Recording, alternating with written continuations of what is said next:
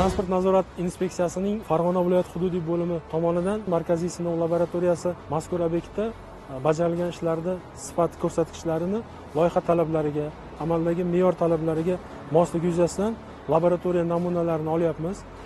Bevosita hozirgi paytda birinchi dastlab namuna olish dalolatnomalariga asosan bajarilgan ishlarda geometrik o'lchamlari, yotqizilgan qoplamaning qalinligi bevosita joyida ko'rsatkichlari aniqlab ketiladi.